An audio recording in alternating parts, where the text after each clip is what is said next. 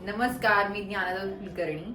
आज आपण बघणार आहोत की जॅपनीज बॉन्ड यील्ड हे जे मार्केटमध्ये वाढलेलं आहे याच्या संदर्भात आपण हे पाहणार आहोत की नक्की जॅपनीज बॉन्ड्स म्हणजे काय, त्याचं यील्ड वाढलं म्हणजे काय, याचा भारतीय बाजारावरती, भारतीय गुंतवणूकदारांवरती काय परिणाम होतो, याचा जागतिक काय परिणाम होतो आणि नक्की बॉन्ड यील्ड का बरं गव्हर्नमेंट हे इकडे प्रस्तुत करतं हे आपण आज बघणार आहोत. तर चला आपण बघूया की जॅपनीज बॉन्ड म्हणजे काय.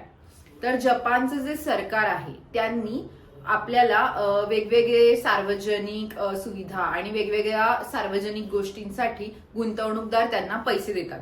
हे आपण म्हणूया एक कर्ज स्वरूपातलं रक्कम असते. जर हे घेतलं तर त्यानंतर जपानी गव्हर्नमेंट त्याचा वापर जपानी लोकांच्या वेगवेगळ्या सुधारणा, रस्ते म्हणा किंवा अजून जे काही त्यांच्याकडे योजना आहेत त्यांच्यासाठी वापरलं जातं.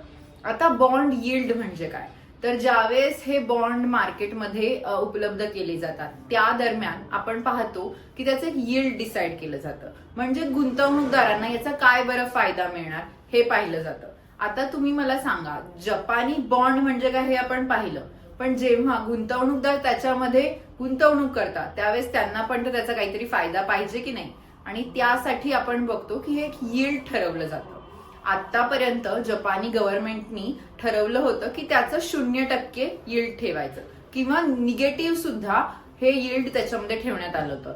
त्याच्यामुळे आपण पाहतो की जपानी बॉन्ड्समध्ये इन्व्हेस्टमेंट, त्याच्यामध्ये गुंतवणूक ही काही फार जास्त नव्हती. अचानक त्याच्यामध्ये यील्ड वाढलं. आपण बघतोय की जपान हा जगामध्ये बॉन्ड्सच्या मार्केटमध्ये एक टॉपचा देश म्हणून ओळखला जातो. मग जर अचानक त्यांनी हे यील्ड वाढवलंय तर त्याचं रिझन काय, त्याचं कारण काय असू शकतं हे आपण बघूया.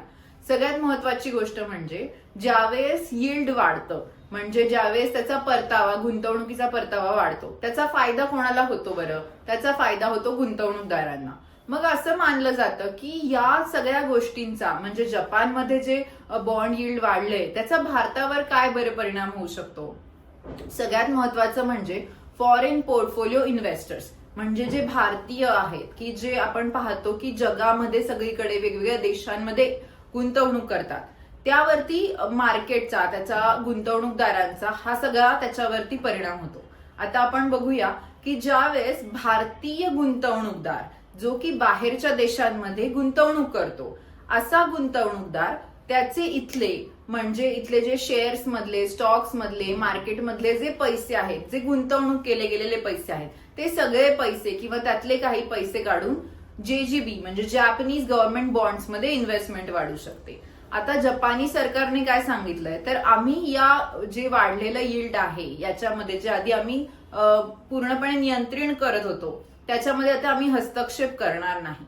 याच्यामुळे काय झालं तर महागाईची जी भीती आहे ती सुद्धा याच्यामुळे वाढलेली आहे आणि जो भारतीय गुंतवणूकदार आहे तो बऱ्याच प्रमाणामध्ये इथला पैसा काढून महत्वाच्या अशा JGB म्हणजे जॅपनीज गव्हर्नमेंट बॉन्ड्स मध्ये गुंतवणूक करू शकतो.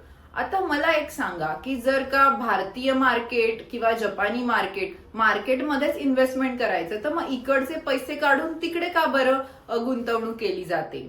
तर सगळ्यात महत्वाचं म्हणजे बॉन्ड मध्ये परचेस करणं, त्याचे बॉन्ड्स हे विकत घेणं, हे सगळ्यात सेफ, एकदम चांगली गुंतवणूक मानली जाते की ज्याच्यामध्ये तुम्हाला तुमची मुद्दल म्हणजे जी इन्व्हेस्ट केलेली आहे, गुंतवणूक केलेली आहे ती रक्कम तर परत मिळतेच, पण ठरलेला त्याच्यावरचं यील्ड म्हणजे त्याच्यावरचा जो परतावा आहे तो सुद्धा परत मिळतो. म्हणून आपण बघतो की शेअर बाजारापेक्षा FDs मध्ये, बॉन्ड्स मध्ये जे आहे ती इन्व्हेस्टमेंट सेफ मानली जाते. ती इन्व्हेस्टमेंट, ती गुंतवणूक ही कुठे जात नाही आणि तेवढा परतावा जरी आपल्याला कधी कधी कमी प्रमाणात मिळत असला तरी त्याच्यामध्ये जे आपण खाली वर आणि चढ उतार बघतो ते त्याच्यामध्ये कमी असतात. त्याच्यामध्ये नसल्या कारणामुळे ती एक इन्व्हेस्टमेंट सेफ मानली जाते. याच्यातनं आपल्या हे लक्षात आलं की जपानी गव्हर्नमेंट बॉन्ड्स म्हणजे नक्की काय, त्याचा भारतीय बाजारावरती काय परिणाम होतो.